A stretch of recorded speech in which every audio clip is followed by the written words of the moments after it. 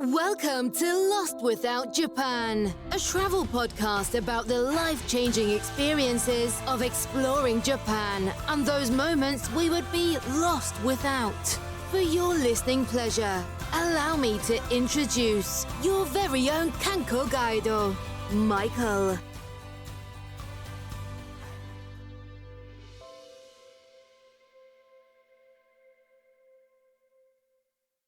Welcome to this week's episode of Lost Without Japan, a podcast based on Japan and your Lost Without moments. This is your Director of Travel, along with Nathan, the Director of Sales for TKIC Studio Productions, coming to you with positive thoughts and excitement for your next journey to Japan and my own when I return in summer 2023. I'd like to thank you all for giving me a bit of your time today. And I truly hope this podcast finds you in a good place or on the path to a better one, no matter how it may seem at this moment.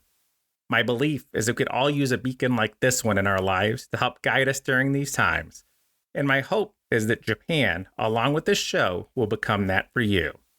If you're new to the podcast, welcome. If you're a returning Lost Without listener, thank you again for your time and for returning once more. As always, the advertising I include in my shows is done for free and is to help continue to promote the friends of the show that we've interviewed in the past. If you're able to help the show and its goals, you can look to join the show's Patreon and help me work towards realizing some things for the show that hopefully would allow me to put out more than just my 2 episodes currently per month. If you're unable to help financially, I get it. I'm a father of 2 and do it all on my own. But I would appreciate so much then if you could share the show with your friends and family that you think, would possibly enjoy our interviews and day trip ideas as well. Let's start today's show on Hakone with some positive mental imagery. And let's imagine that today is the time for you to make your way from either our previous location of Gifu or possibly from Tokyo to begin your adventure today. Now, before your train leaves from Gifu Station or Shinjuku Station in Tokyo, if you're just beginning your adventure, please remember to double check that you have all your luggage, your passport, and your phone before you get out of the Lost Without Japan rideshare. You have made it. Today's the day you continue your journey throughout Japan. As you're ready or leaving from Gifu Station or the JR Tokaido local rapid or special rapid train to Nagoya, and then board that Shinkansen Kodama or Shinkansen Hikari to Odawara before transferring to Odawara Station's bus stop and board the Odawara Hakone to Hakone. I know it's a mouthful, but we have it all there for you. Maybe you're choosing to drive on your own or leave from Tokyo Station. No matter what it is, we'll help you make sure that your day trip or multiple day trip is all that you have been hoping for. So relax, take a deep breath, and come along with your tour group managers as we make sure that you are going to make your very own Lost Without moments. As you pass through the ticket gate, make sure to stay with your tour group and let's see how your preparation for your next trip is going. Remember, you can always reach out to the show at lostwithoutjapan@gmail.com or lostwithoutjapan on Instagram. As always, you can access the show's document Google Doc at any time by looking at our show notes and see all that we have to offer and all the links that we have for recommendations for travel and just access to past music and past episodes that we've had as well. So my first question for you today is, how is that dreams come true saving account going? Hopefully you're beginning to see this grow, you've forgotten about it, and just pleasantly surprised by your progress. Remember, no account is too small. And what matters is that we're either taking that first step or continuing to move forward together. Feel free to take advantage of your travel planner at any time for support or just celebrating your success together. What are you looking to purchase next? I just purchased a set of reusable metal straws for my next trip to Japan. I've seen that even McDonald's Japan in the news recently is transitioning over to paper straws. I like knowing that my straw will hold up over time, and it even allows me to use them now and not take those plastic straws as I'm out and about and grabbing my meals. Did a lot of research for these straws. You wouldn't think so, but if you click the link that we have for Amazon recommended things, you can rest assured that your 32-ounce drink will hold up over time as they are for me right now. So remember to take advantage of these links, and I'm truly thankful for the interactions and recommendations and just communication with all of you. It's been wonderful and is one of the ways that our show guest is coming to you today. As always, today's stamp to take you directly to our talk on Hakone can be found in the show's Google Doc. Link to this document can be found in today's show notes. I truly feel lucky that we have each other on this journey, and I'm looking forward for both of us to support your goals, my goals, and just all of our dreams. Thank you so much for setting aside some time today. Why don't you go ahead and introduce yourself? Yeah, absolutely. Hello, everybody. My name is Nathan Sepulveda, and first I'd just like to thank you, Mike, the show, all the work you've done here, and this invitation to come speak on the podcast. It really is awesome to just talk about Japan. I want to say, like, you begin talking to people that love Japan, and you find, I mean, you have something in common to begin with, but there's a lot of things that you begin to find that you have in common. And that could be to the games that we were both talking about ahead of time, or, Yep. Some of our interests and things like that. But you're on the opposite end of me. I'm in Chicago. You are in California, and make me super jealous by all the things that you have access to that I don't. But why don't you give me a little bit of your California backstory, my friend? Sure, absolutely. So I like to say very sarcastically that I have this really interesting backstory because I was born and raised here in Southern California, which we'll call SoCal from here on out. And my family never moved. And so I went to college in SoCal. I'm currently living in SoCal. My wife is my high school sweetheart, for example. And so unlike many of the guests that you've had on, I've never lived anywhere else, even for a short time. And so I feel like a very unlikely person to be in here. And so I'm really grateful and excited to be on this podcast and doing something like this. Why don't you go ahead and share a little bit about your family, even if they may not be, 21 and 15 like my own? Yeah, absolutely. So obviously, I'm a husband and I'm a father of 3, and they are 5, 7, and 9 right now. So certainly not there. But I'm not in any rush because, you only get to. They'll only cuddle up with you for so long, right? Before they're like, I don't need you anymore. So I'm, trying to enjoy that while I have it. So I'm a full-time software engineer with a minor obsession with pizza, and I would say a self-proclaimed nerd. I think everybody who knows me would also say that.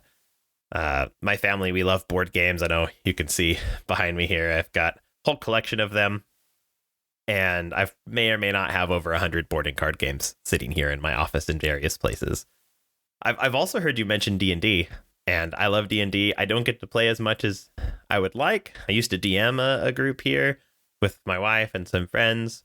It's really fun until they get extra creative, and then DMing becomes quite difficult. But that's been really fun. And Magic the Gathering, too.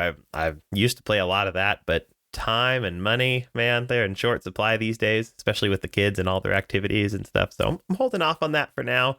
Maybe my kids will get into it a little bit more. So, between all the things in my life, right? Kids sports, family activities, I serve at church on Sundays, date nights with the wife, maintaining friendships, and obsessing about things like board games and pizza. I have somehow found a way to squeeze in this passion for Japan.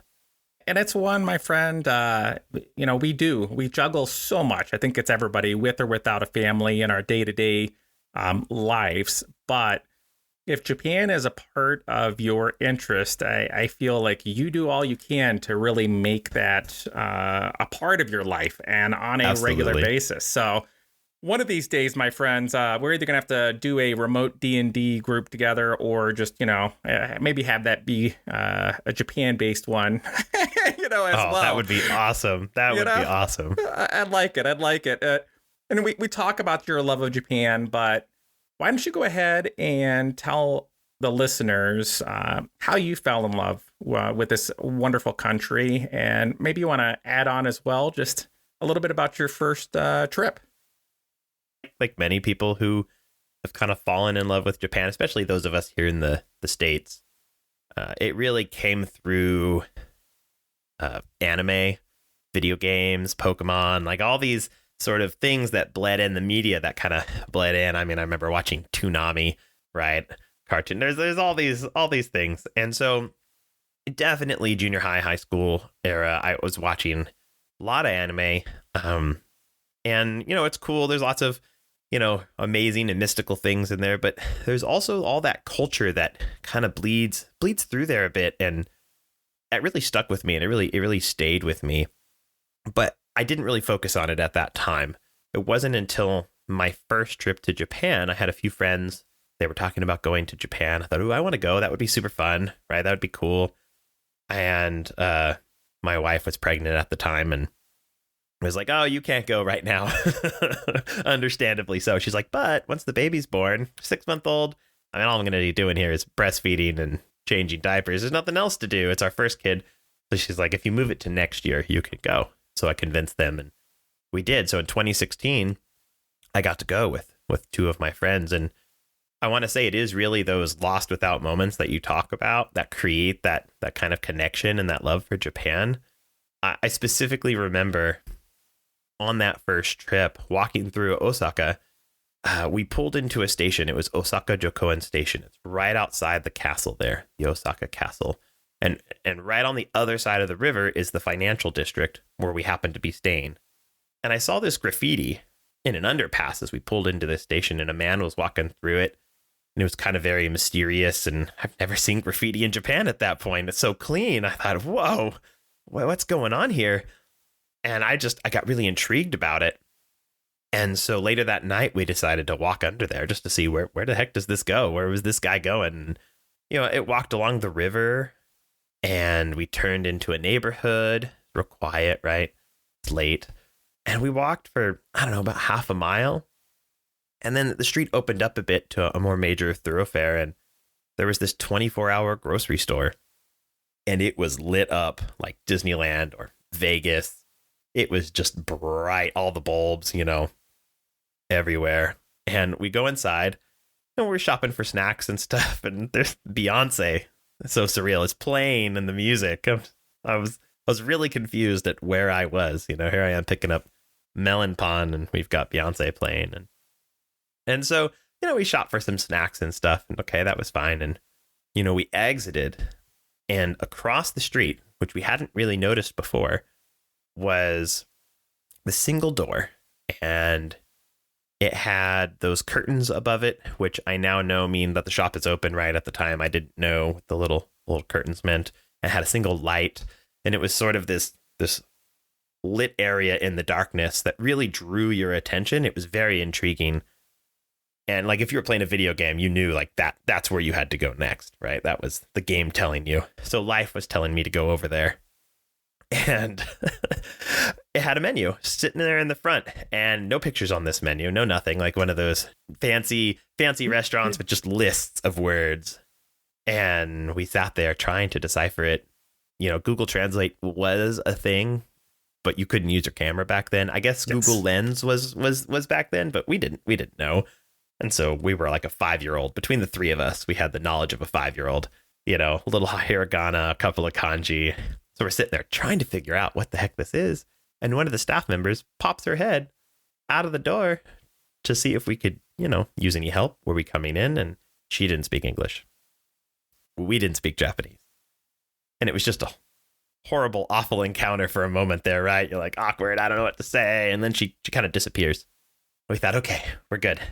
You go back to figuring out the menu, right? And the guy from behind the grill, because there's a little window you could kind of see inside, pops his head out. And again, awkward. We're trying to tell him we're not. We're just looking, right? We don't know what to do. And I don't know if you know this, but in Japanese, the right? We say a lot. That's a normal part of speech patterns. Theirs is eto or ano. And so he just lets out this really long eto. And then we all laugh awkwardly. We apologize and we leave. But that place was just stuck in my head. Couldn't get it out of my head. So the next night we went back and we walked into the place this time. They sat us in like the back corner where they probably hoped nobody would see us. And we spent 30 minutes trying to figure out that menu. Ultimately figured out a few things we knew we would like. Because we're like, oh, that's liver. No, we don't think we want that. Oh, that's heart. No, I don't think we want that.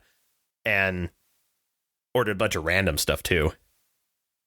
And it was amazing. It was so fantastic. Figured out it was an izakaya serving yakitori. And, the atmosphere was smoky. Not necessarily something I liked, but it really lent itself to the mood of the place. The salarymen were there blowing off steam after work, drinks, tsukune.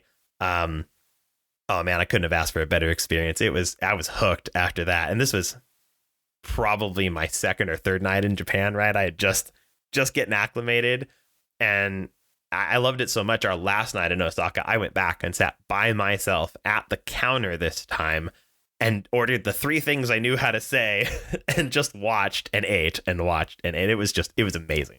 So and yakitori is one of my favorite things as well. And my one friend, Steve, we did our journey where we were able to go together. And I was able to be the tour guide for them in 2019. And that was one of his favorite things as well. And he began searching out any and all opportunity, even finding like grocery stores that had like sections of it was there. And whenever we found a yakitori place, we knew to just message Steve and be like, hey, buddy, here's another place. If you want to check it out, it would be so funny because you'd know he'd either head directly there or he'd hit it eventually. So it was wonderful, my friend. It was wonderful. And I know just from our talks and things like that, you have a wonderful family. And if you don't mind, what else would you like to share about them as well? My wonderful, wonderful wife is the reason I've had any privilege at all to go back to Japan after that first trip. I mean, she was also the reason I got to do the first trip. Every time an opportunity comes up, it's not even an opportunity I created necessarily. Sometimes it's her idea, or somebody mentioned something. Oh, Nathan will go with you, and he'll show you around and he'll help you out. And I've taken my mom, I've taken her grandma, I've done all these things, and it's all because of her. And she suffered at home with the kids. Each time we're having a new kid, I'm going to Japan and she'd have someone stay with her. And, now that I think about it, man, I sound like a horrible, horrible husband. But they were all her idea most of the time. And, you can't threaten me with a good time. So she's been wanting to go to Japan naturally, seeing me go. She had her own fascination with it. Memoirs of a Geisha, for example, things like that she's had her own kind of glimpse, and she watches some anime as well. And so we had an anniversary trip. We're like, we're going to go. We're finally going to go. Just the two of us. And of course, it was 2020 and COVID hit. And I think the thing that kills us is we decided not to go because of the US setting their travel warning at a certain level. But our flight wasn't canceled. And had we gone, we would have landed 4 hours before Japan closed the borders. And we would not have been asked to leave because no one was initially. So we would have made it and we would have got to explore Japan. But we probably would have had a 2-week quarantine coming back. So we're kind of glad we didn't. But it's been tough. So we've had to reschedule multiple times, move our flights. And the last time we moved it to November of 2022. And what do you know? Japan's open as of October 11th. So we are finally going. So excited. I know a lot of listeners of this show have most likely felt the pain that you and I have felt with rescheduling and just wondering when things would actually open up again. So it is a huge deal that it is. And I know that during that COVID time, I decided to start my podcast. But you, my friend, kind of are going about a different plan when it comes to Japan. So why don't you go ahead and tell us about that? Because I know you said earlier that all you've lived in was SoCal your time, but I feel, you are deserving of being on the show, and I'll let you go ahead and talk about that. During the pandemic, right, we're all cooped up. And just like you started this podcast, sort of your therapy, right? Stay close to Japan and maybe help plan your own future trips, help other people plan their trips, which has been awesome to listen to. I found that going to Japan, taking different people every time, I really enjoyed that. I enjoyed showing people the country, bringing them to those experiences, watching them go through it, and discovering new things with them, and having those moments where I'm going, I don't know, but let's do this together, right? And I decided to start my own travel company while the borders were closed. I'm still not sure if that was a good idea, so that remains to be seen. But that's what I decided to do. I started a little LLC, my wife and I, and started getting all set up, waiting for the borders to open, and they are now.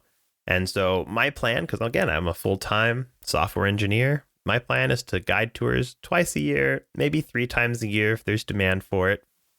And most of these tours, I'll be honest, they will focus on that golden route, right? Tokyo, Kyoto, Osaka. And first-time travelers, and definitely on affordability. I've looked at a lot of tour companies out there, and they are expensive. And I don't have the overhead that a lot of these companies have. I'm not paying additional guides. I'm the guide. And so I can kind of offer it at a lower price, and it's all stuff that I've personally experienced, so I'm confident in them. Not everyone wants a guide, though, right? Some people are like, oh, I don't need a guide. I want to be stuck with a group of 10 people or whatever it happens to be. So I'm also building these self-guided documents that you can buy a self-guided tour. I've done all the planning for you. I give you beautiful documents to guide you each day, and they just help you get from A to B and tell you what to experience kind of in that area. And I'm actually planning on, I hadn't mentioned this, planning on providing one of those documents in the show notes for the area that we're going to be talking about today, Hakone, for anybody to use if they want to, if they happen to plan a day trip there. Love it, Nathan. And I got to tell you all, the route that he's going to be talking about here in a little bit is like one that I would say stands on its own. Before pulling into Hakone and the station for myself today, let's move on with the show and let's learn a little bit about the city of Hakone and some of the routes available for your adventure. Now, there are a lot of ways to get there, and I know that most of our travel group is going to be arriving from Gifu, if you've been following along with us to this point. And for that trip, you can expect for it to take around 3.5 hours. To get you from the Kauai and bus stop in Hakone, and have a cost of around $93 to do so. If you have the JR pass, you're really only out $6 to $10. For the rest of the group that's traveling directly from Tokyo, Hakone ends up being around a 1 hour, 26-minute trip by car, and you can also take a Shinkansen directly from Tokyo to Odawara Station for about 35 minutes, and then that's going to be a bus transfer from the Kauai station and a trip of an additional 34 minutes. One example of an itinerary like this has me heading out of Tokyo Station, where trains depart every 10 minutes, and you can see really what works best for you and what you're looking to do. From Odawara Station to Hakone Station, buses are about every 15 minutes, so you can really make it work the best for you and explore areas and not really feel like I have to get from place to place to place. Flights are really not an option, though, my friends, from Tokyo. And this really, I think, has to do with just distance away. This is a day trip option and adventure and things that we have. So another option you can choose to do is the highway bus from Shinjuku Station. And the ones that I found are operated by Edokyu, which is through Gotemba and takes you around 2.5 hours with an average cost of about $13.75 one way. So if you're not doing the JR Pass or your JR Pass has expired, this is something wonderful. But doesn't stop there, my friends, because you can talk about the Hakone Free Pass, which covers a part of the journey as well. And you can buy your bus tickets from the Odokyu highway bus station in Shinjuku Station, which is located at the west exit on the first floor. And luckily, buses seem to run every 30 minutes. But you do need to reserve your seats in advance. And my friends, if you're heading to Japan soon, I would recommend doing all that you can in advance, because you're going from 0 to 60. And, just like here, everywhere is short-staffed. So book ahead, do all that you can. And when you arrive, my life hack for right now is when you are at Tokyo Station, if you're in Tokyo Station and you activate that JR Pass, go ahead and leave from activating it and go directly to where you normally have to go, and just get your tickets ahead of time for your journey. You can always change it later, but the last thing you want to have happen is have your trip be impacted in a negative way. And you can even leave from Haneda Airport to Hakone with a combination of variety of things, being separate trains and buses, and that'd be about $40, and the Tokyo Station trip is about $45. Night buses, again, not really an option, short distance.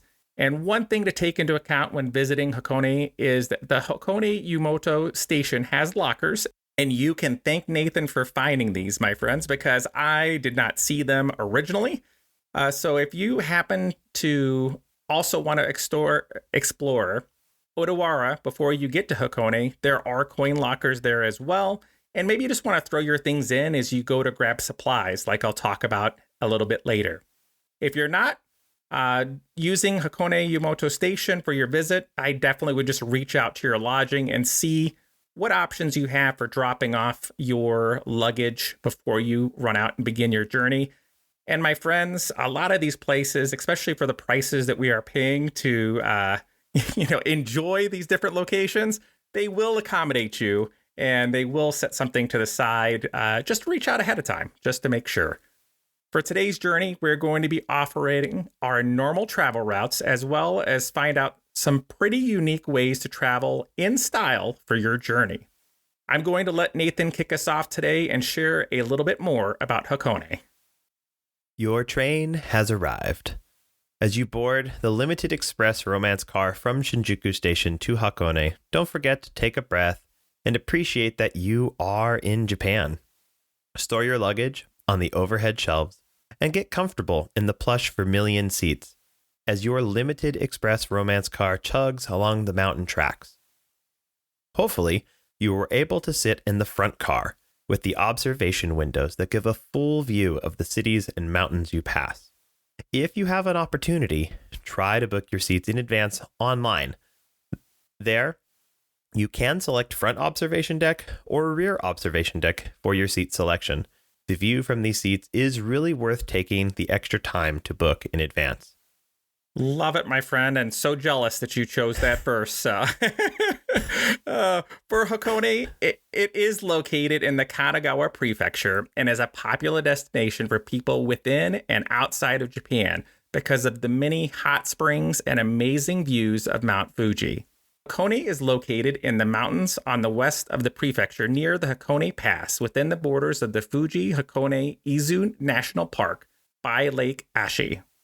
And if you don't mind, Nathan, why don't you give us a little bit more about the history of our area that we're going to be visiting today? Yeah, so Hakone is a volcanic area southwest of Fuji. The lake there, which I believe you mentioned, Lake Ashi, is a crater lake. It's believed to have formed when Mount Hakone erupted over 3,000 years ago. Because of all the volcanic activity there, Hakone is a popular place, as I believe you also mentioned, to experience the hot springs, onsen. And so there's also a lot of ryokan, or the Japanese guest houses there. The actual town of Hakone sits on the southern side of the lake, where the Tokaido Road passes through. And if you don't know, the Tokaido Road was one of the main travel and trade routes that connected Kyoto and Tokyo during the Edo period. Hakone was a post town. A post town was basically a rest stop on the long journey. You would eat, spend the night, kind of rest up. And many of these post towns naturally have disappeared with time because with modern, travel, we don't need these post towns anymore. There are still some left though, and Hakone is one of them. And you'll notice that a lot of times they're very small. and very kind of sparse. There are actually 4 other roads like the Tokaido that were used to travel across Japan during the Edo period. One of those roads, I just really want to highlight it, is called Nakasendo. It's a fantastic road to explore. There is a tour from Walk Japan, totally plugging a, different tour company here, but walkjapan.com, that takes you along Nakasendo Way and through some of these post towns. And I haven't done it yet myself, but my wife and I have seen that. It just looks so amazing, and we really are looking forward to doing that one day. And that's one thing, Nathan, I can't help but thank you enough for kind of bringing this up and having us be the one we're talking about, because I found a lot of things that I really enjoyed. And with things opening back up, the festivals that are in this area are one of them. And I really feel that if you're traveling in 2023, especially summer or next autumn, you're really going to be able to enjoy some amazing festivals that are, a lot of them even take place along the shores of Lake Ashi. And some of these festivals are a great chance to have Matsuri. These festivals can stem from past beliefs, where there's a dragon that lived in the bottom of Hakone's main lake. And the week-long festivities involve music, dancing, local groups, and some wonderful food that lead up to firework festivals that took place all around this time. And for location and being able to see something like this, I don't know about you, Nathan, if you've been able to experience the, firework festivals things, but it is one of my most favorite things that I've done to this point. And if I am within a stone throw's distance of a firework festival when I'm in Japan, better believe that you're going to see me there at the food stalls. So, and not just that, there were a lot of geisha festivals that took place on the outskirts of Hakone prior to COVID. And I really hope that they'll be returning again here for 2023. And one of those festivals that took place was Hakone Geisha Golden Week Festival that took place in May. And during that Golden Week, the Geisha House in Yumoto would open its doors to visitors to experience music, tea ceremonies, and even performances by geisha, and even have festival activities such as palm reading and so much more.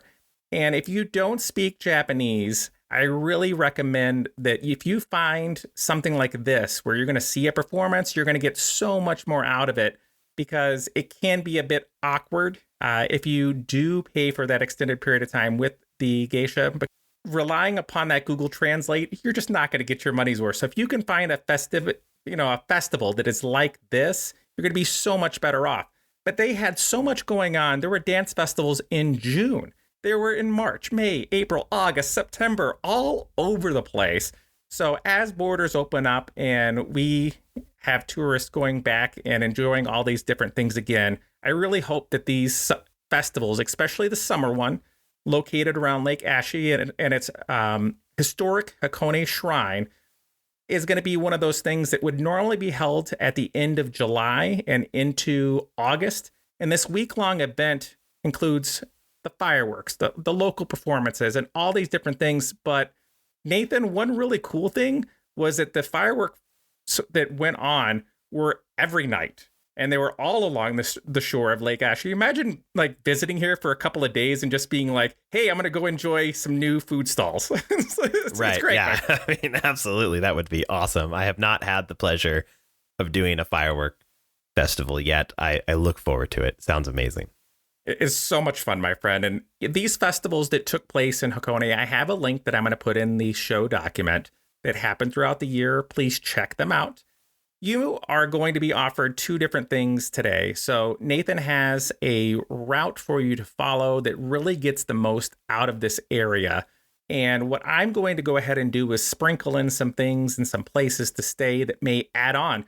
If you do more than a day trip and it becomes something that's a 2 or 3 day adventure out in this area, and I really feel after both of us researching this area, it could easily take on that for you. So why don't you go ahead and kick us off, Nathan, and we'll say that we're in Hakone. Once you get into Hakone, the modes of transportation, they start to vary quite drastically, and unfortunately, just so everybody knows, the JR Pass cannot be used for any of it. Luckily, however, the Otakyu Railway does offer that 2 or 3 day free pass that you mentioned, and that covers all the transportation in the Hakone area, and it can be purchased either at Shinjuku Station in Tokyo, Odawara Station, or Hakone Yumoto Station at the Otakyu ticket offices. Also, you can actually purchase this online before you go, and we will provide the link in the show notes for you. The express romance car that we mentioned earlier can also be booked online as well. Tickets tend to sell out kind of fast for those, so we do recommend you purchase them in advance. They are available 1 month prior from the travel date that you would want to go on. And especially a note here, if you want that observation car, you have to be within the first 30 seconds, unfortunately, of trying to book that.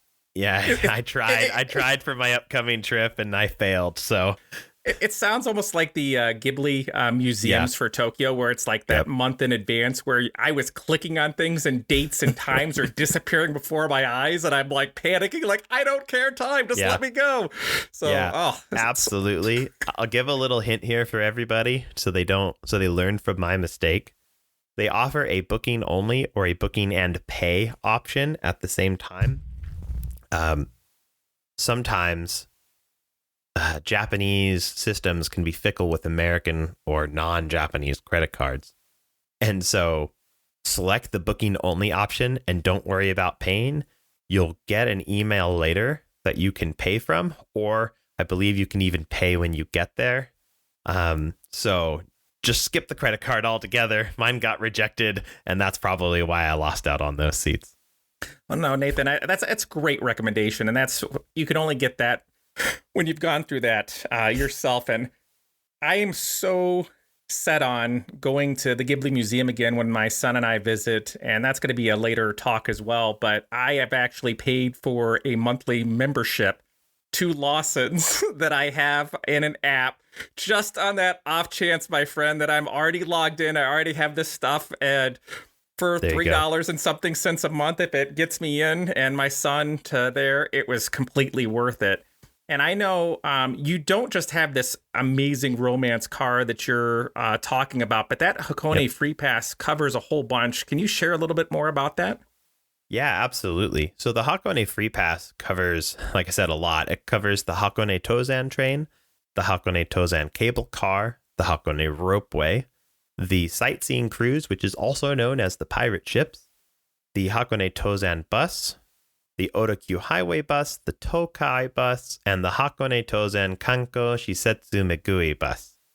And part of the fare of the romance car from Shinjuku, not all of the fare, because the romance car from Shinjuku is a limited express, you will still need to pay for the limited express ticket portion of the trip from Shinjuku to Hakone, or in vice versa.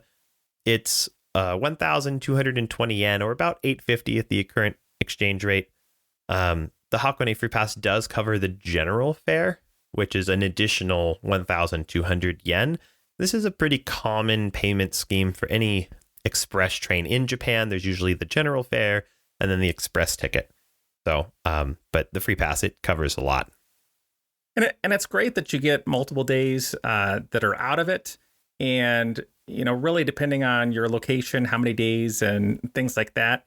Looked like I found a 2-day pass to be around $42 US or 6,100 yen, kind of starting you off in Shinjuku, and around a 5,000 yen or $35 if we were actually coming from Odawara. And I saw that 3-day passes were 6,500 for $45, 5,400 or 37, from those different things. And it was nice that they looked to have some children pricing as well. And it was only 1,000 yen to 1,350, so $7 or $10, and not having to pay that full price again, even though that's not a lot, is huge. I mean, that's like another, meal for your kids and your family while you're going about. I love it. And one thing that I was truly interested when I saw, we were kind of talking back and forth, is Hakone could actually be a stop on the way to Kyoto.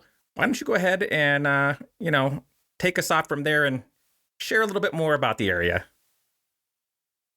Yeah, absolutely. So if you want to make Hakone a stop on your way to Kyoto, there are coin lockers, as you mentioned, in the Hakone Yumoto station. You can store your bags, visit the area. The circuit we're going to be talking about starts and ends right there, so you can loop around and pick them back up and take off. If you're staying the night, you can drop your bags at your hotel. Most hotels in the area do seem to accept your bag. And so you can drop your bag and explore that section, which is full of onsen and there's food and there's lots of stuff in the area. You can just kind of take a slower pace, really soak up kind of the mountain atmosphere. If your accommodation will hold your bag until you return, you can always travel hands-free that way. So that's another option. You stay the night there. Now you're going to go around in the morning, let them hold your bag, and then you can come pick it up before you leave. So that's another great option. If in some cases your accommodation is not right there in town, maybe it's further up. One of the times I've stayed there, I stayed up in the Gora area, not really near there. I wasn't going to be there at the end of the day. That just wasn't a thing. So if it's too far or too inconvenient, they have something called the Hakone Carry Service. Baggage services are pretty popular in Japan, and this one is specific to the Hakone area. If it's before 12:30 in the afternoon, you can drop off your bag for $10 or less, depending on the size of the bag, there at Hakone Yumoto Station, right next to the coin lockers. Give them the address of your accommodation, and they will ship it to your hotel or ryokan that same day.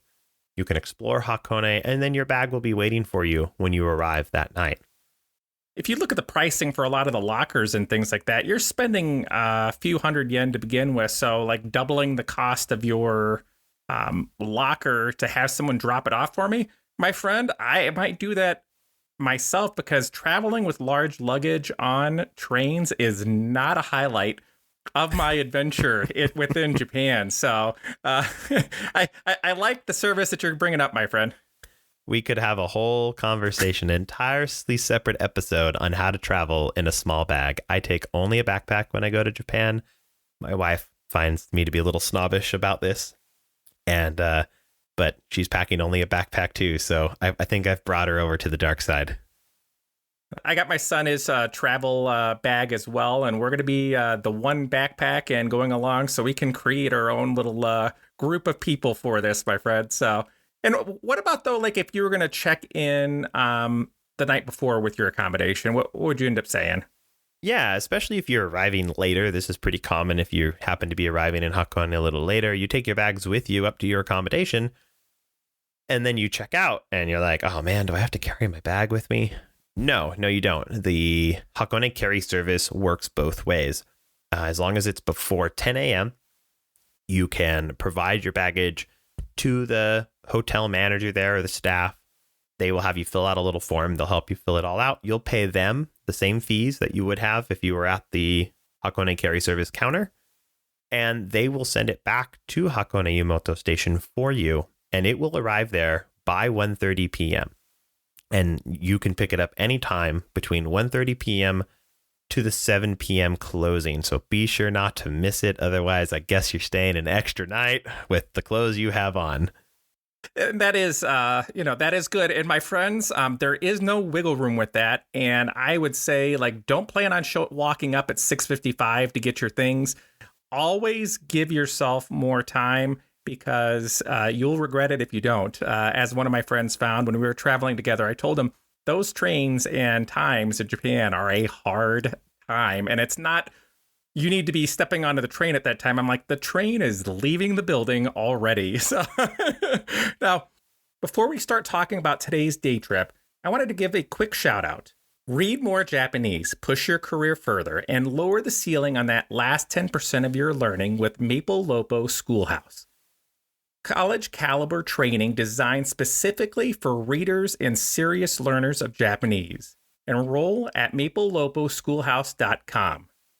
The pronunciation Maple Lopo rhymes with maple, so Maple Lopo. The Google Doc for the show that includes a map link for the locations we're going to discuss in today's show is included in our notes. And you know what? Go ahead and pause. pull it up and follow along with us today, because we're going to go to the middle of November as kind of our booking and lodging cost for our trips. And as usual, I went ahead with Nathan and we spent some time in Hakone before you were arriving. And you know what? These 1 or 2 days adventures are going to be something that are going to be a highlight of your trip. I can just guarantee it. And what's going to happen today is we're actually going to seesaw back and forth. Now, Nathan's path is more of a direct path. So if you want the whole circuit, follow along with him and kind of ignore what I'm saying. And after, you can come back along and you could say, hey, this is a round where Nathan was talking about. Maybe I want to add these things in. Or possibly you're like, I don't want to do the circuit. I just want to kind of hit some things I'm interested in. You can take mine in as well. So Nathan, without further ado, my friend, why don't you go ahead and start sharing about that circuit? Absolutely. Hakone is one of those places with a lot of potential and flexibility. The main loop that I usually recommend takes you over the mountain, across the lake, through the town of Hakone, and it makes for a fun trek that can be done in a single day. So if you're in Tokyo, you're looking for a nice day trip, especially spring or fall, because the weather's great, then consider Hakone a really good option for that. However, if you do want to get the most out of the area, I really do recommend staying at least one night. I don't think two are necessary, but as you've mentioned, there's a lot to do there, and if you have the time, it will allow you to see more and just relax that much more. The travel path we will be taking today starts and ends at Hakone Yumoto Station, so it is a convenient place to stay. The area is full of onsen and hotels that include onsen on their properties. My recommendation is to stay at Yae-kan, located only a 5-minute walk from the station. Their rooms feature traditional tatami floors with shared bathrooms and public onsen separated for men and women. Be aware that the men and women onsen switch at 10 p.m. every night and again at 9:30 every morning. So keep your eye out for the signs, maybe learn a little kanji, and don't walk into the wrong one. The rooms range from 34,000 yen, or about $231 a night, to 60,000 yen, or $408 a night, depending on the size of the room and the type of meal that you have selected. There are also 2 private onsen that can be reserved free of charge. They do offer free cancellation on many rooms, free Wi-Fi, and most rooms come with breakfast and dinner. But you must be checked in by 7 p.m. if you want to be served dinner, and I really mean that. Be there by 6:30 or 6 o'clock. Yes. Because you will not be served dinner if you are even 1 minute late. No, I agree, my friend. And, that is like going to be something that's going to be coming up in my portion of talks too. There are like specific times that they have, and it's something that you need to be aware of ahead of time, because some of the locations that we're going to be talking about are out in the middle of not nowhere, but way removed from your local Lawsons. So that's super, super important. So that's a good thing to bring up and be aware of. Yeah, absolutely. So there are also, I just want to let everybody know this, there are also private bathrooms and private onsen. These are a great way to relax, especially if you aren't comfortable doing the public baths. Their price is a little higher. It ranges from 62,000 yen, or $423 a night, to 90,000 yen, or $613 a night. Again, this depends on the size of room you select and the type of meal that you select. You can certainly splurge at this ryokan, but you can also do it on a budget if you create a little room there, if that's where you're at. Meals can be served in your room or enjoyed in the public dining area. These delicate kaiseki meals consist of fish and other seafood, egg, beef, and a wide variety of vegetables. I just want to highlight that if you have an opportunity to try one of these kaiseki meals, they are fantastic and elegant. Just note that the variety is not, you can't really tell them you don't want something. You just have to not eat it if you're a picky eater. So, and you may not know what you're eating also in some of these little small dishes. Just enjoy it. It is a treat and a really a throwback to some truly traditional, original Japanese cuisine, untouched by international influences. Yaekan will also hold your bags for you if you arrive prior to check-in. So arrive early. Explore the area around this ryokan. The town there is saturated with delicious food on every street and interesting souvenir stores. As mentioned by Michael earlier, there are geisha experiences available and a variety of other entertainment. If you aren't staying the night and it's just a day trip, you may not have time to do as much exploring of this area.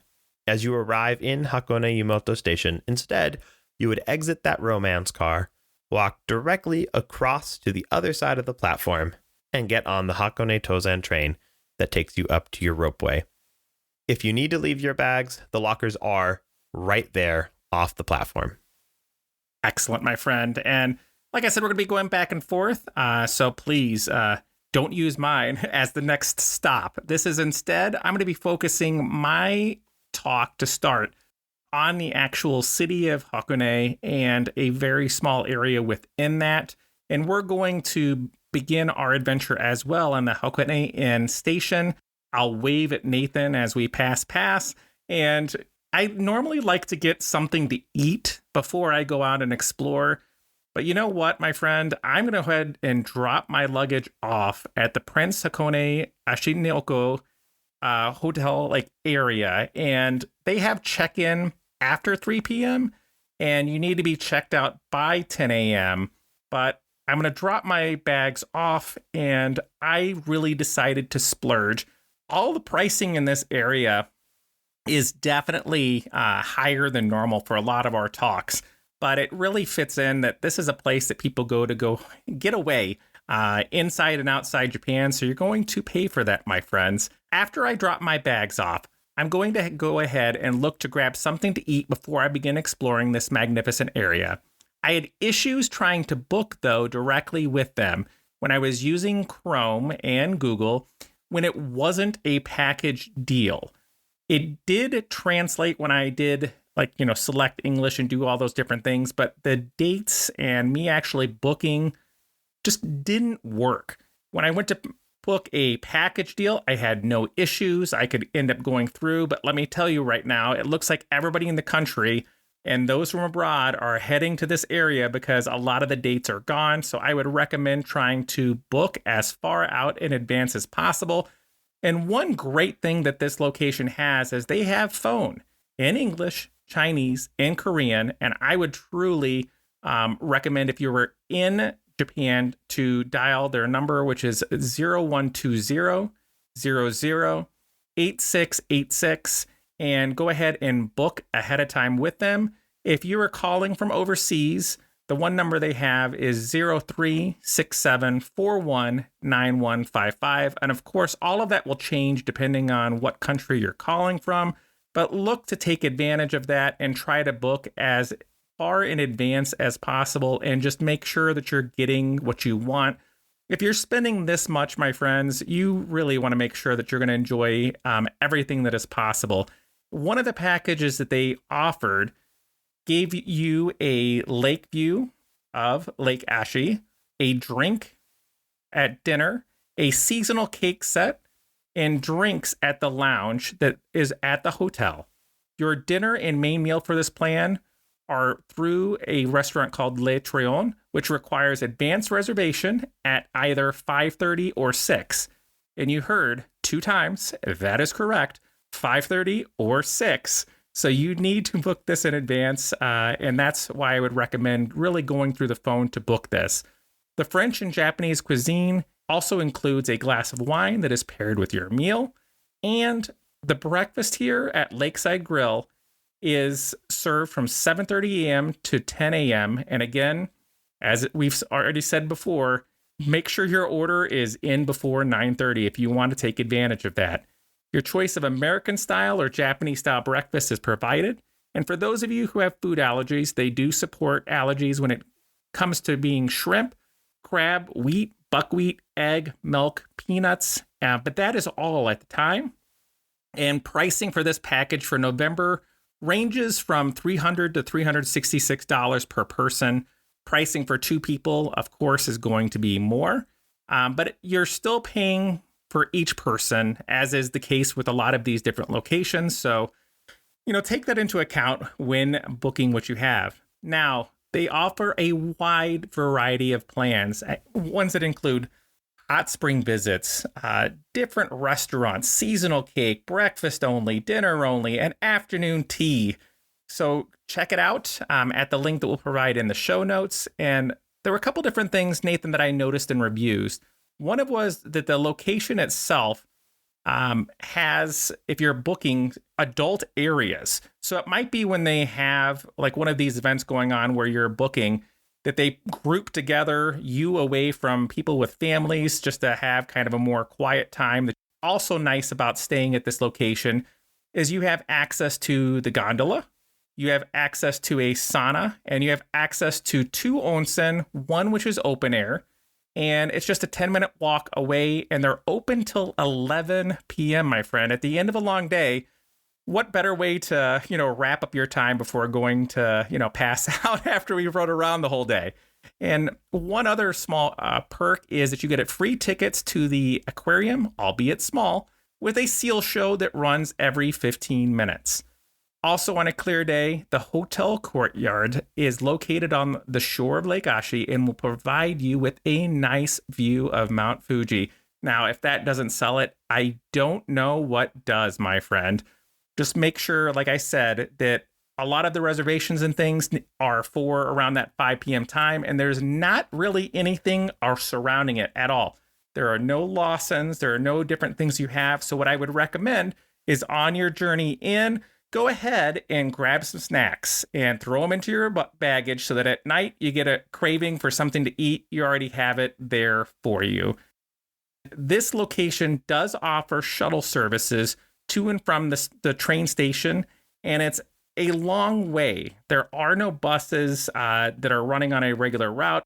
So really just kind of plan accordingly and just make sure that you are kind of planning in advance, because everywhere in the world right now is short-staffed. So that could end up impacting your ability to get in and out. So don't let that ruin your time.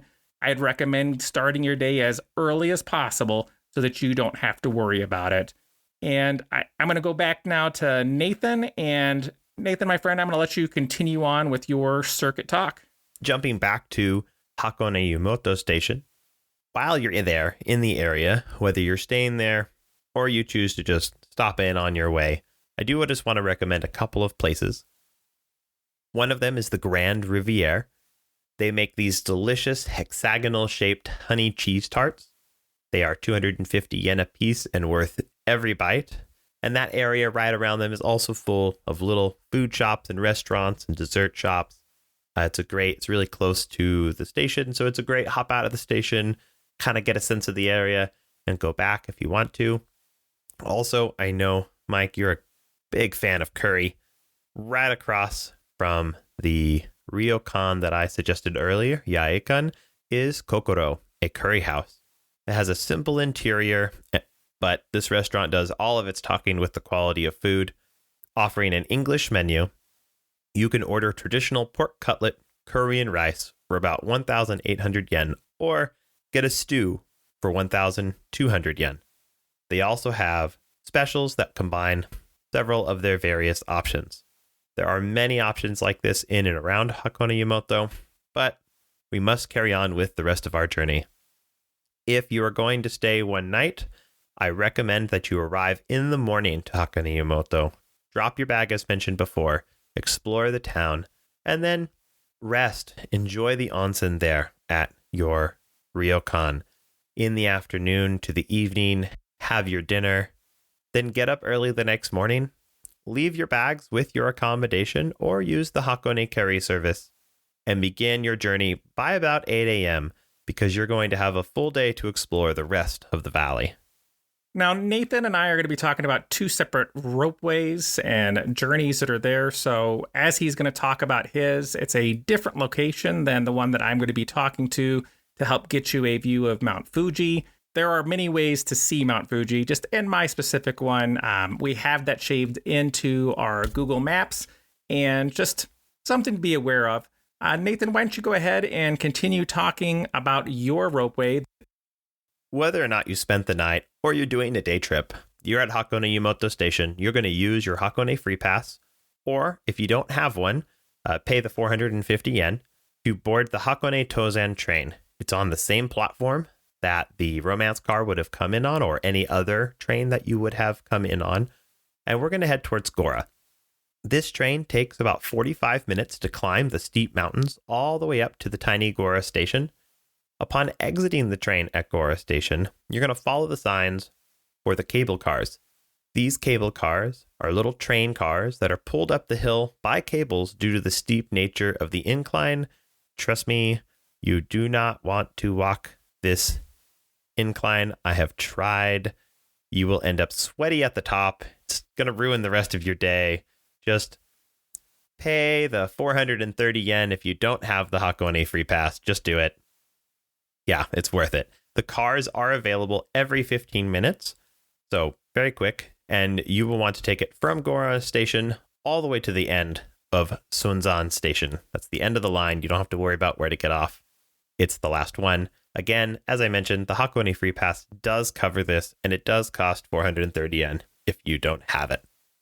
Attached to the Sunzan Station is the ropeway. The gondolas are available every minute. They're constantly moving. Lines here are generally long, especially in spring and fall, but they do move quickly. There are actually 2 segments of this ropeway for you to take.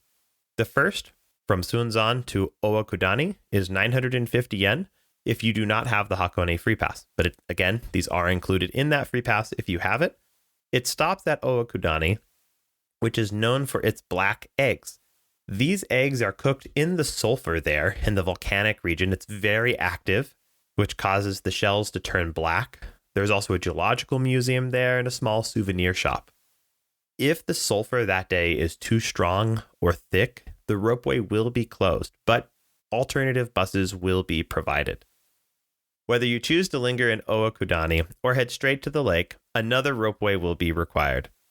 Costing 1,250 yen without the free pass, this ropeway is your opportunity to see Fuji. As it crests its final peak, Fuji will, on a clear day, suddenly rise up before you, and usually you can hear the audible gasps as everyone in the gondola stands amazed at its majesty. My friend, I can't think of a better way to see Fuji. Curry, and then, a cable car that I don't have to walk up and be out of breath at and make my way up. Let's call that a win for sure. So, yeah, absolutely. Getting to the peak of an active volcano, Komaga Dake, after utilizing the cable cars, the Hakone Inn station near my lodging for the Prince Hakone Ashinoko is something many can do, regardless of being an avid climber or not. I do believe the ride is covered with your stay if you do, but if you don't, you can purchase a ticket, the Ryugen Honoken 1-day hot spring pass for just 3,100 yen. So you get a cable car up and you get some onsen for your time, which may just be, especially if this is day 2 or 3, just what the doctor ordered. And on average, looks to be about a 10-degree difference in temperature. And this could be something that feels great in summer, but may not feel as great in winter or coolest times of year. One thing to be aware of is that the trails up to the peak can be closed off when gas is venting from the vents of the volcano, but regardless of getting to the peak or not, there are numerous amazing views of Fuji to be enjoyed on those clear days. It seems to be a pattern for us today, Nathan. Now, there are many trails and mountain peaks you can enjoy that are way more in depth than my choice for today. But unless you're an avid climber or a hiker already with experience doing so in Japan, I'd recommend going with a group or your own private guide. Is able to see a variety of services for this, such as toursbylocal.com, link provided in show notes, and you could check out our resources page as well, as I'm going to be adding that in as well. You could talk to our friends at Rediscover Tours, Japan Travel Adventure, Snow Monkey Tours, and just others that we've had in the past to help set this up. I will also include in the show notes some recommendations for a pass for hiking in the area, as for those that also want to go on their own at the www.env.go.jp. when you are done with the ropeway and my circuit, after doing the black eggs and you see Fuji, come down the mountain, you exit the gondola. You will be able to follow the crowd to the ship terminal. It's right there off the gondola exit. You'll need to wait in line to board these ships. It can get quite crowded, but these boats hold a lot. They are called the pirate ships. They're not old pirate ships from, way back when, but they do look like pirate ships. They're red and one's green, and they're fantastic looking. And they are covered under your free pass, and they allow you to sail across Lake Ashi. They actually have 3 different terminals they stop at, so you could hop on it and do a full loop if you wanted to. But if you don't have the free pass, the one-way trip that we're going to be taking costs about 1,050 yen. And I believe it is 1,930 yen if you want to do the full round trip. If you want to spend a little bit more, up to 770 extra yen for a first class cabin to take a ride in style and comfort. It can get quite cold out there on the water with the wind. I don't usually carry a jacket with me anywhere I go, and I was sort of wishing I had one when I was there in the spring. So it does get quite cold. Absolutely worth doing. Maybe pay for that extra first class cabin. Not too much more. And I think I heard that if you book that first class cabin, that there's 100% less risk of scurvy, my friend. That may not be correct, but go ahead, my friend. I just had to throw that in there. Yeah, absolutely. Yeah. For our recommended circuit, you're only going to take one segment of this ride. You're going to take the ship from Togandai, where your gondola exited, to Hakone Machi, which is the first stop. The ride takes about 25 minutes and affords a view of Fuji on a clear day.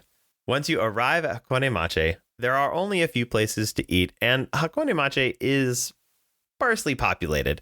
There is, however, an Edo area military checkpoint worth visiting. This checkpoint existed between the 16 and 1700s, and it was put in place to prevent large quantities of weapons coming into the city.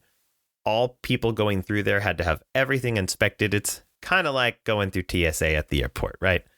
And there was another purpose, though. During the time that the emperor in Edo, which was Tokyo at the time, in order to control all of the feudal lords in the surrounding areas, those feudal lords were required to send their wives to Edo as hostages. And these checkpoints were created to make sure they weren't trying to smuggle their way out.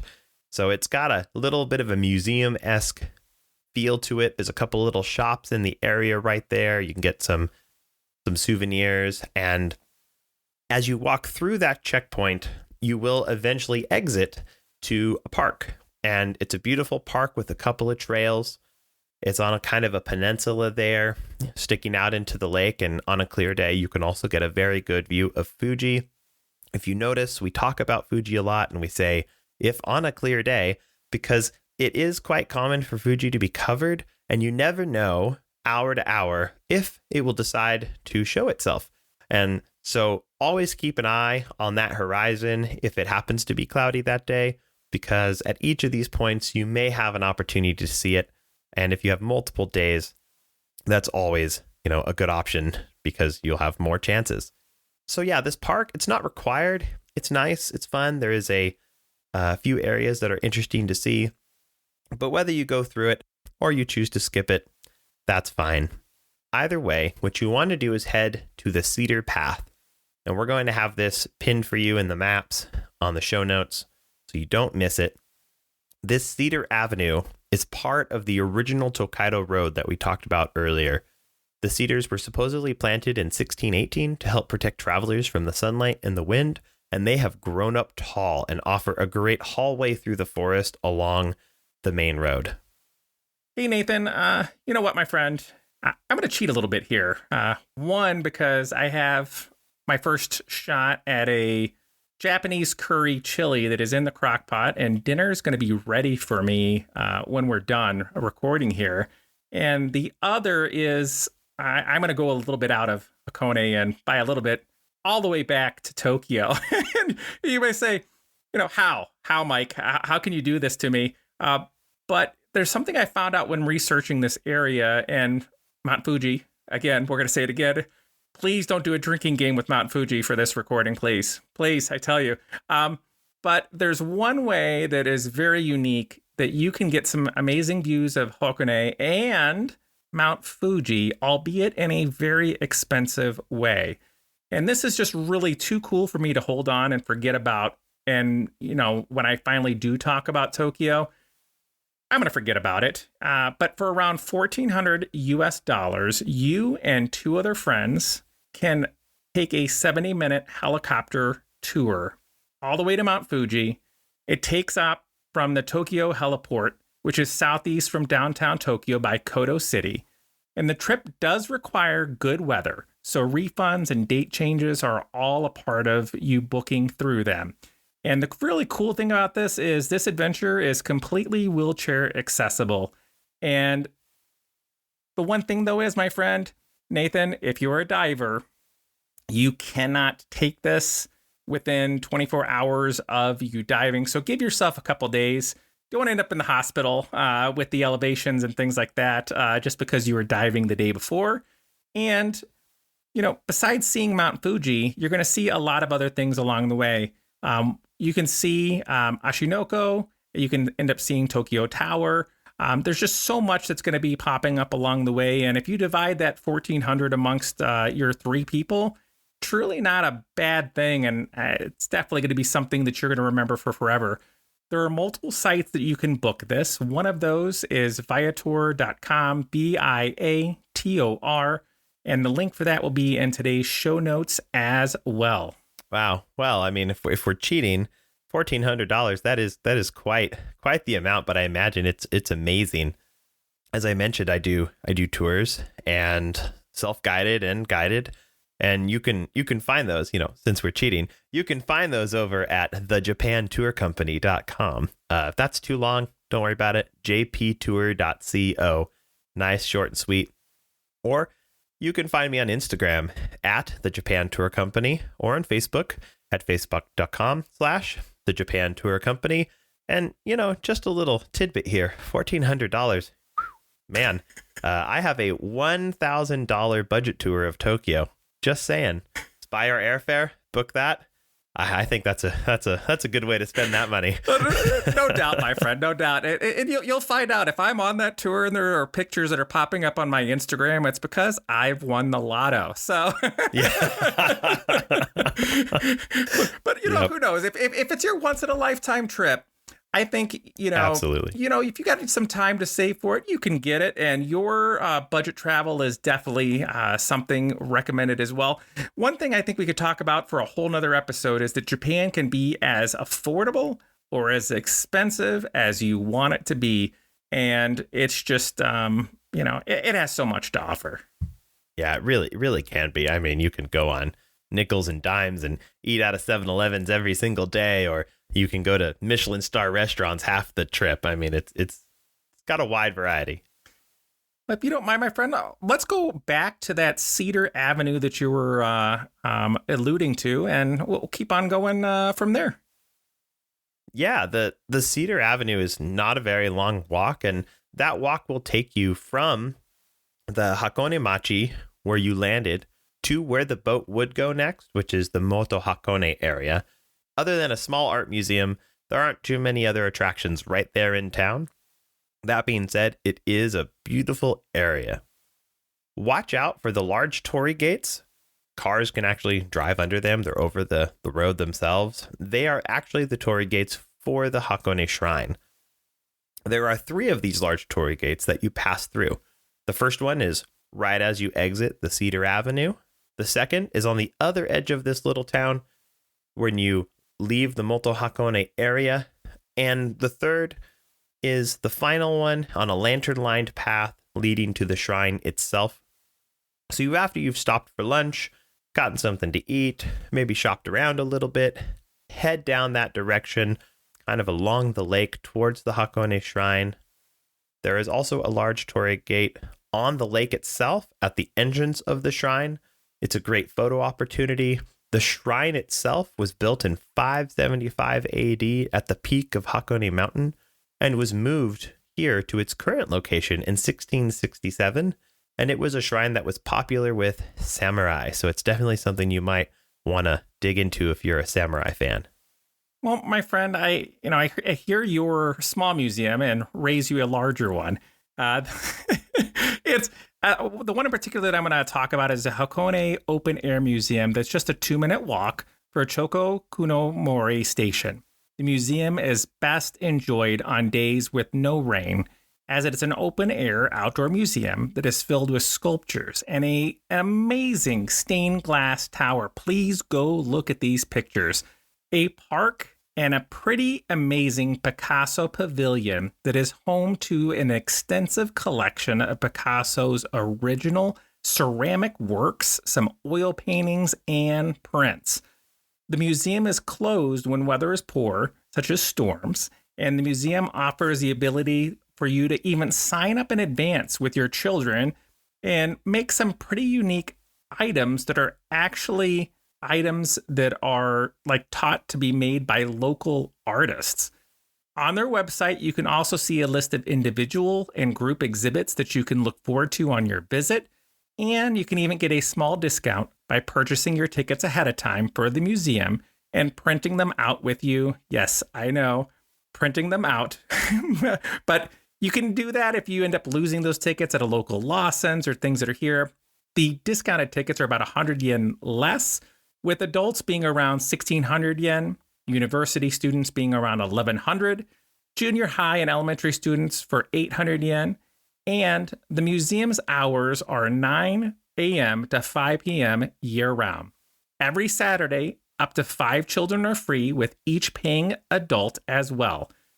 And I'm sure it's a lot busier then, but who knows? I said you might make some friends along the way.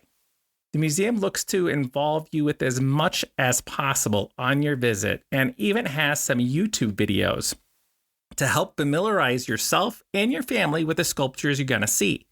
You can park for around 5 hours for only 500 yen if you're able to drive to the museum.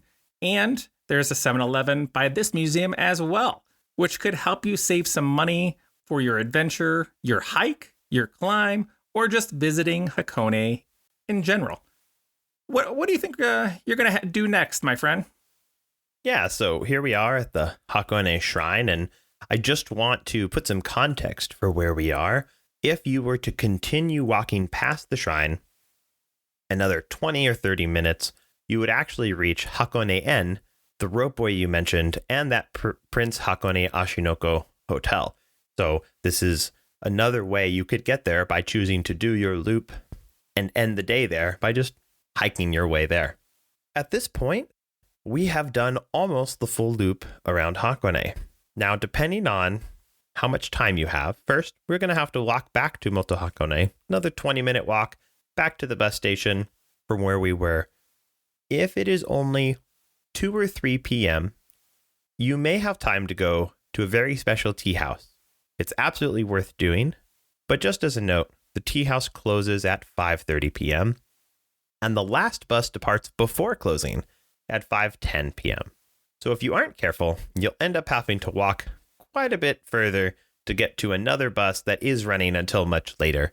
If you want to go to the tea house, you'll need to make sure you use bus platform 5 at the Moto Hakone bus stop. If you are just heading back to the Hakone Yumoto station to complete this circuit that we've done, then you will use platform 1 or 2 to get there. The bus ride up to Hakone Yumoto to complete this circuit is a 35-minute, very windy ride. It can be a little bit crowded on those buses. If you happen to be standing because you're required to, because there's nowhere else to sit, please make sure you're holding on to something. You get jostled around a little bit on this ride, and you don't want to end up sitting on some poor old lady's lap. I'm going to be taking my motion sickness pills is what it sounds like, my friend. Yeah, it's a bit windy. One thing that I'm going to go ahead and throw in as a possible near Gora Station is the Emblem Flow Kitchen and Bar. And it can be a bit busy at times because of its close proximity to the station. And one really cool thing is this location is not only a meal option, but it is actually a possible lodging as well. And they offer a Japanese take on North American cuisine. And if you're feeling homesick, this is the breakfast or lunch or dinner for you. Now, don't worry. You don't have to stay here to enjoy the wonderful meals for this spot, and it is its own restaurant. So it's not like you're going into a hotel lobby to sit and eat. And if you're not interested in the craft beer option I'm going to be talking about a little bit later, this could be a perfect late night dining option as well. Because in Hakone, one thing you're going to run into is that a lot of places end up closing early. And if you're traveling with family and you have kids and you need a high chair, this is a location for you. Their menu focuses on a lot of seasonal items and changes throughout the year.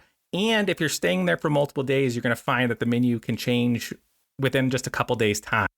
The breakfast spot that I'm talking about, Nathan, it has waffles, it has eggs, and just normal breakfast items that I have grown to love, but you don't expect to see within Japan. And one great thing is you can reserve your spot ahead of time to take advantage of the hours from 7:30 a.m. till 10 p.m. The hotel portion of things has rooms for families, a quad style room for around 17,800 yen for no private bath, and around 23,540 yen for a private bath per night. You can also end up servicing groups of 8 solo travelers. And so the solo travelers have dorm style rooms that are separated by men and women for around 4,600 yen to 6,270 yen.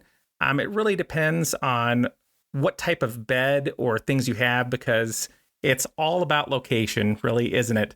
But I would recommend those travel endorsed earplugs if you choose those rooms, okay? Now, if you're traveling with your partner, they offer rooms with private baths and without.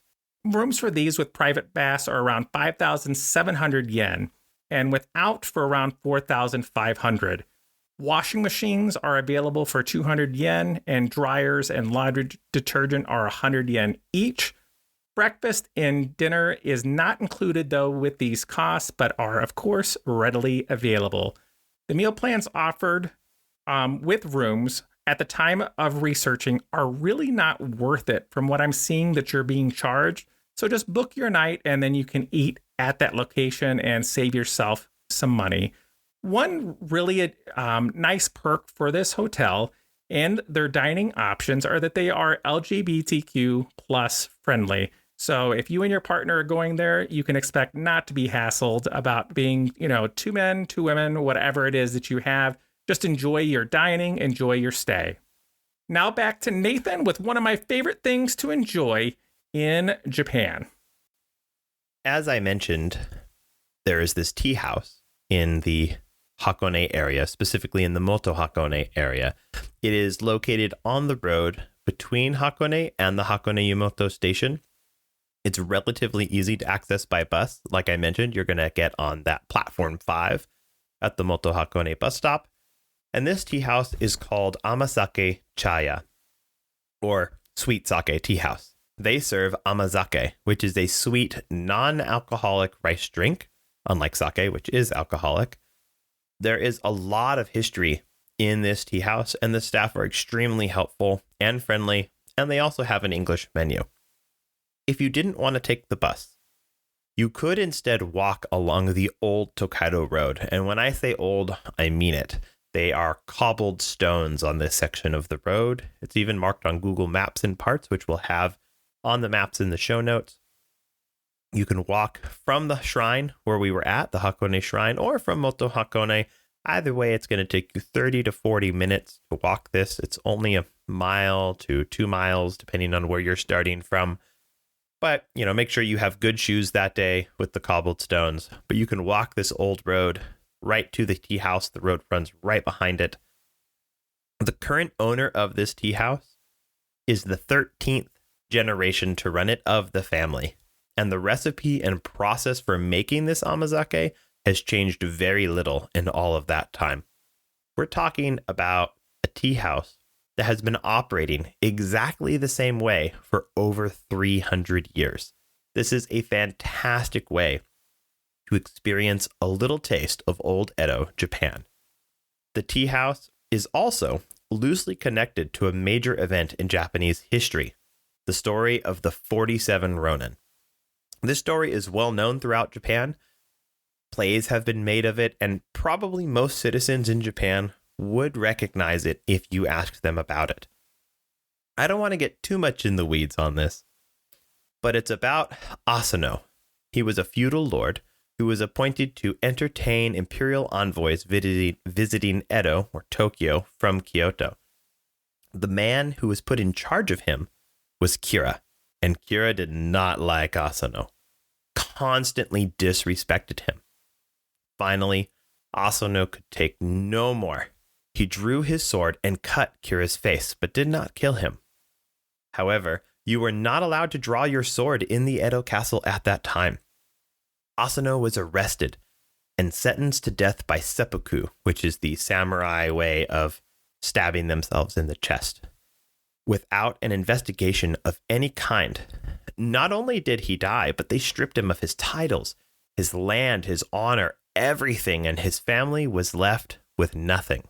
Asano had 47 samurai, known as Ronin, that were under him and were loyal to him, and they vowed revenge on Kira, and they waited 2 years before taking out this revenge. And finally, when that 2-year time came and they were rallied together, they had to travel from all across Japan to get to Tokyo in order to confront Kira. And one of those samurai passed through Hakone on this Tokaido road and had tea at this tea house, and even had a little scuffle with a merchant there, as the story goes, before continuing on to confront Kira.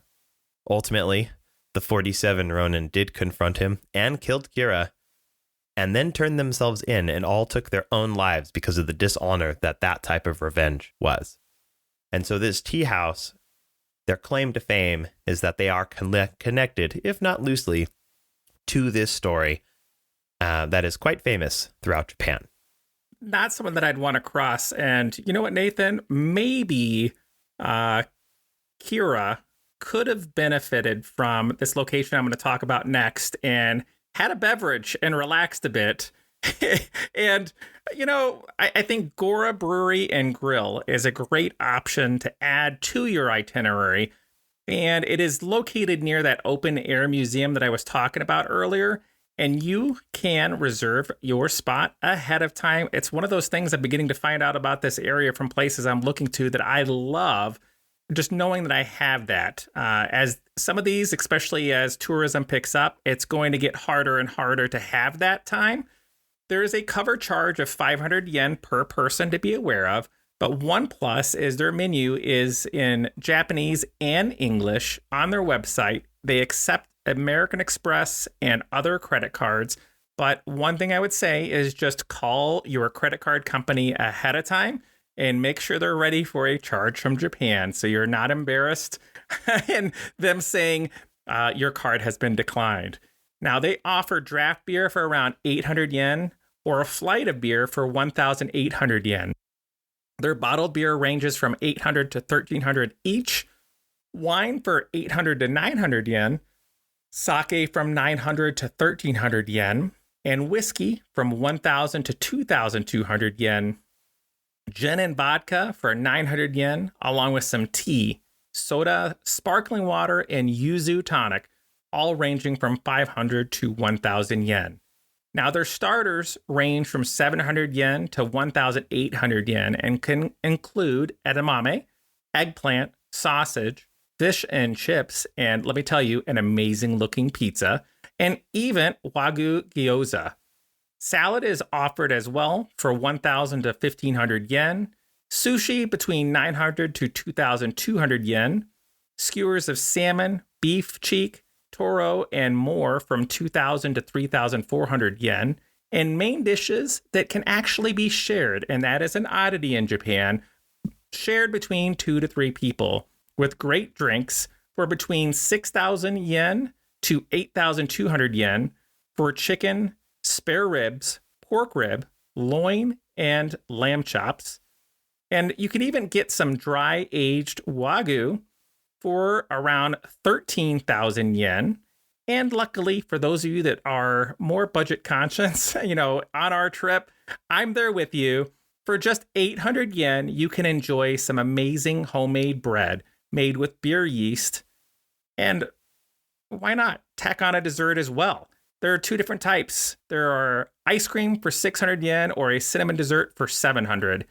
You can choose to purchase a variety of beer to even take home with you as well, which I'm, Nathan, planning on doing. Next visit, I'm going to be mailing this back home.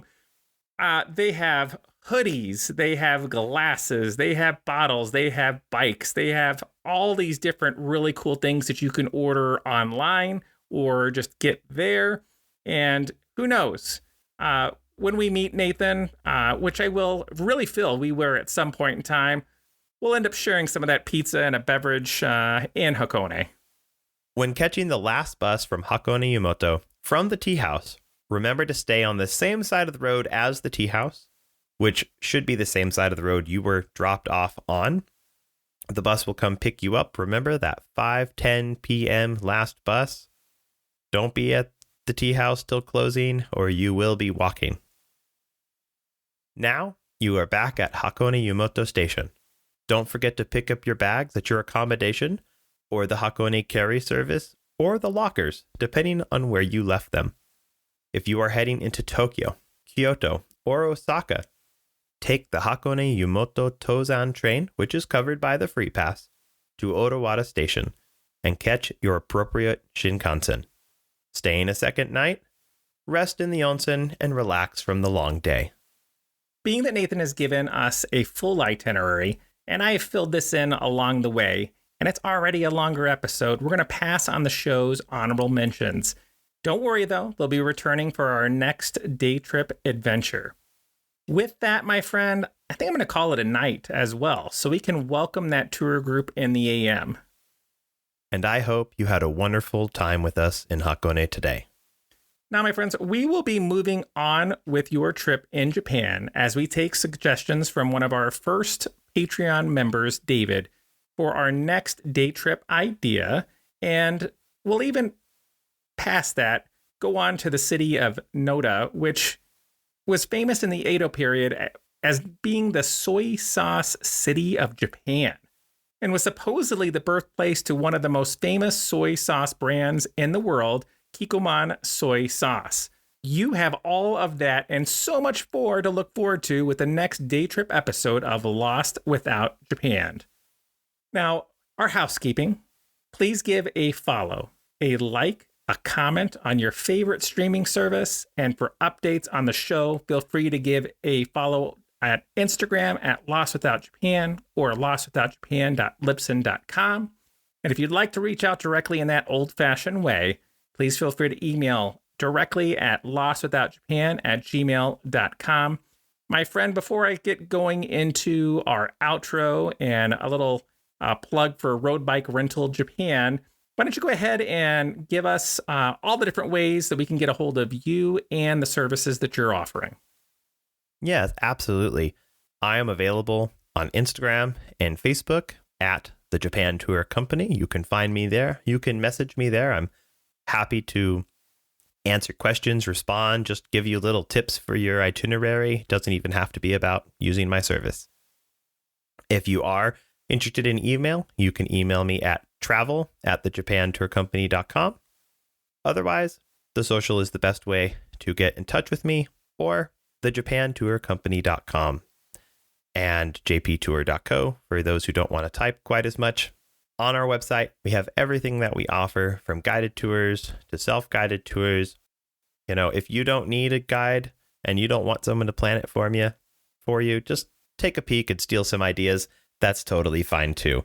We lay everything out. If you have any questions, let me know. I would love to travel to Japan with you. Thank you, Mike.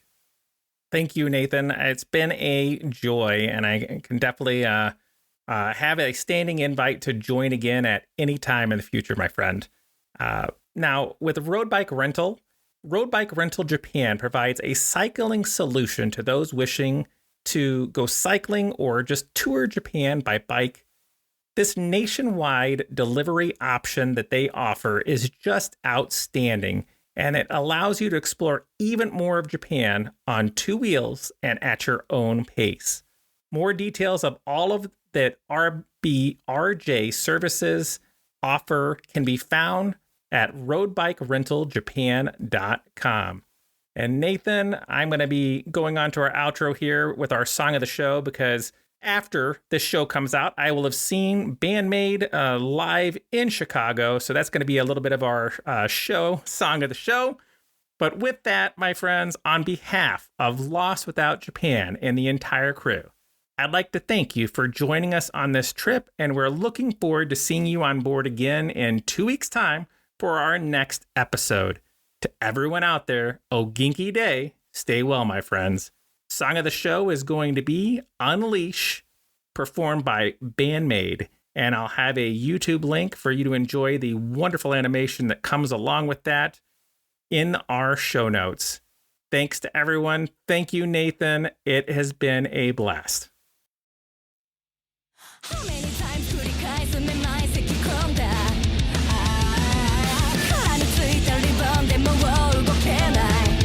I am losing my mind.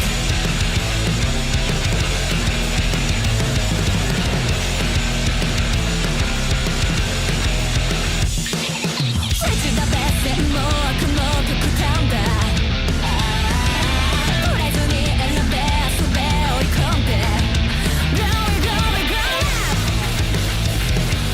そんなシャツは必要ないから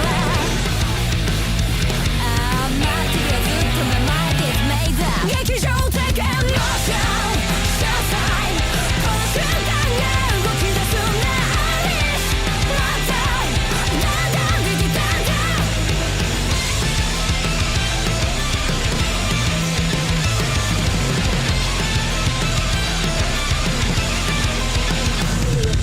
How many times 変わることを恐れない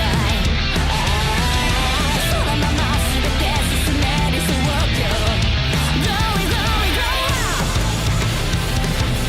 いつも何度も迷いながら決心をちゃんとforget to make it 刺激的エモーション Showtime この瞬間を待っていたんだ Unleash My time だんだんディジタルだ See you chasing my dreams どこにもないただ掴むだけ一か八か乗るか反るか雨に晴れに風にたまに曇りの Anytime 巡り巡りたどり着いた